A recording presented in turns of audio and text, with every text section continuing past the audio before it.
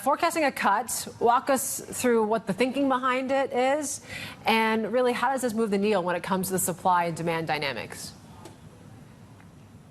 You know, for a long time, Saudi Arabia and other members of OPEC have been saying that oil prices have been disconnected. The futures market, where Brent is right now around this 80 to 90 level, is too low and is disconnected from where the actual supply and demand is.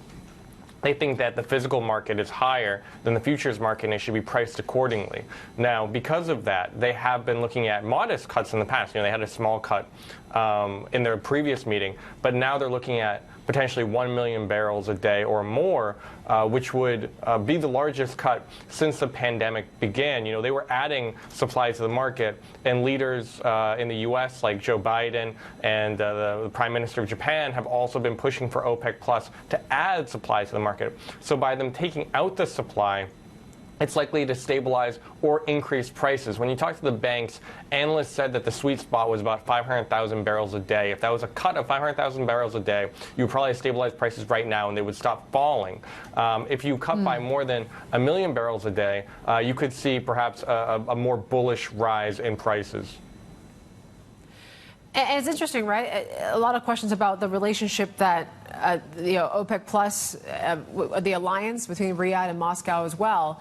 Has that faltered in any way since this Ukraine war?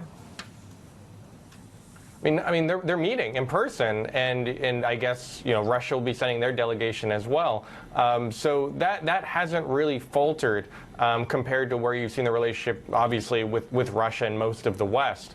I think an interesting thing to note is while this is all happening, the U.S. and other countries are looking at putting some sort of price cap on Russian oil imports, which would curb the amount of oil, or rather curb the amount of profits that Moscow would make when they do sell their oil. Other countries have also banned imports of Russian oil. So it's been a bit of an elephant in the room because during these OPEC Plus discussions, it's not always the main topic. But when you do take out this Russian supply from the market, and when you also do add these 1 million barrel a day cuts from OPEC Plus, you're looking at a much more tight market, and that could add to higher prices.